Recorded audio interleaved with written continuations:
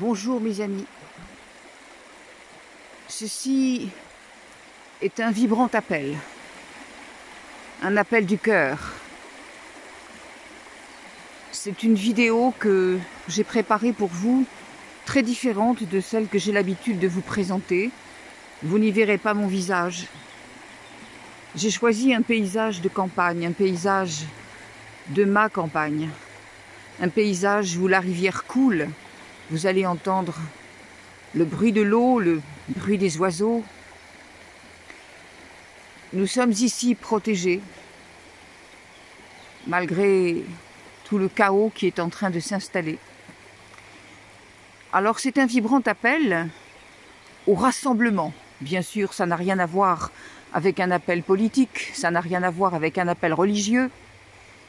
C'est un appel au rassemblement de toutes les âmes qui sur cette terre sont animés comme moi, du même désir et du même besoin de répandre l'amour et la lumière.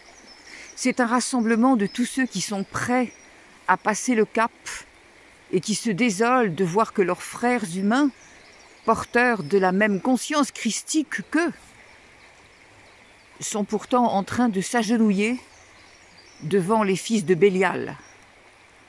Car ne nous y trompons pas, cette période de confinement, cette période de retour au couvre-feu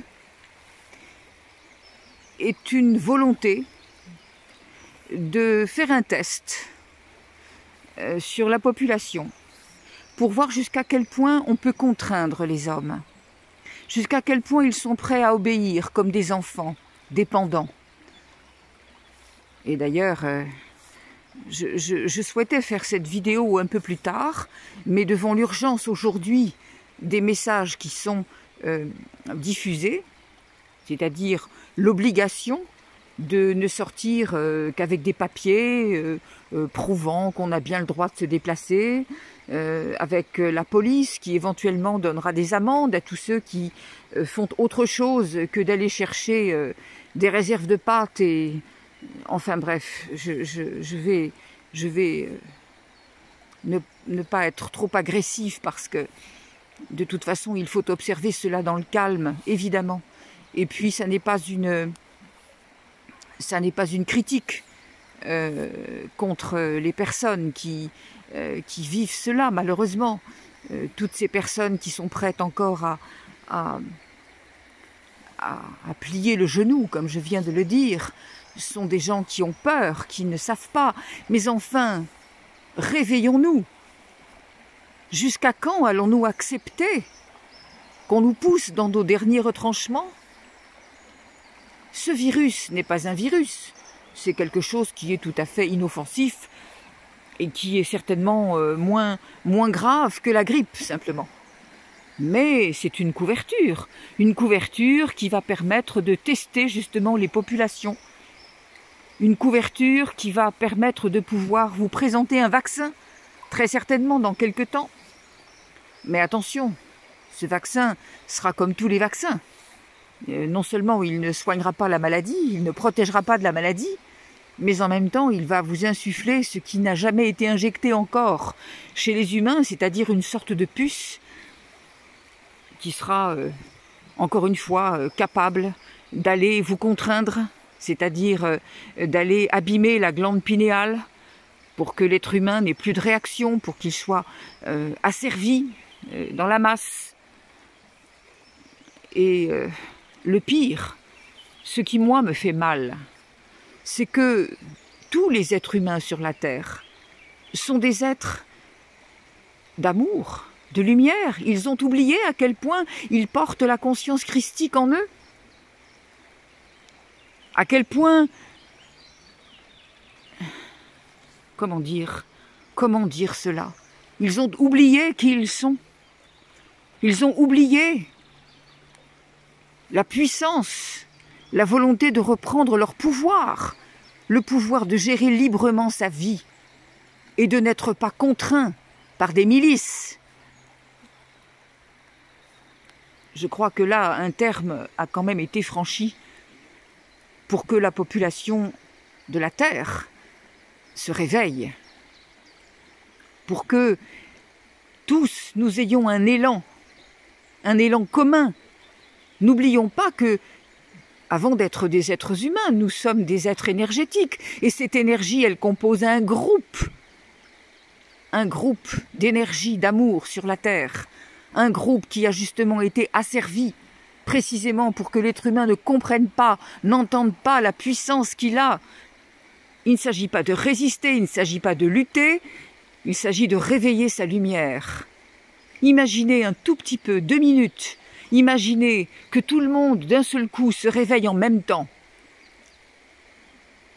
Exactement comme autrefois on disait, les guerres s'arrêteraient tout de suite si tout le monde, au lieu de se laisser enrôler, avait le courage de retourner le fusil et de dire « Eh bien, nous n'allons pas à la guerre ». Et bien évidemment, ce ne sont pas les dirigeants qui se seraient battus entre eux sur leur précaré. Là, c'est la même chose. Si tout le monde disait « Eh bien non, nous sommes libres de vivre et libres de tomber malades si cela nous plaît ». Mais nous ne tomberons pas malades parce que, étant donné la puissance de notre lumière, tout ce qui est de basse fréquence, tout ce qui n'est pas l'amour ne peut pas nous atteindre. Mais nous sommes libres et demain nous allons travailler, nous allons réouvrir nos commerces, nous allons réouvrir tous les services et nous allons le vivre autrement, nous allons le construire autrement. Nous allons vivre selon les lois universelles et non plus les lois des hommes.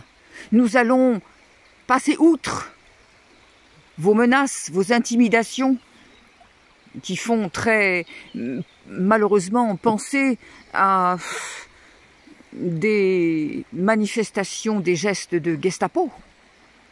Et d'ailleurs, ce sont les mêmes. Ce sont la réincarnation des fils de Bélial qui se sont tellement illustrés à cette époque cruelle de notre vie qu'a représenté le nazisme. Nous sommes en train de vivre la menace de l'instauration d'un État gouvernemental mondial, un État d'autorité, un État totalitaire, qui vous interdit de vivre, de respirer, et qui vous oblige à passer par certains canaux de vie.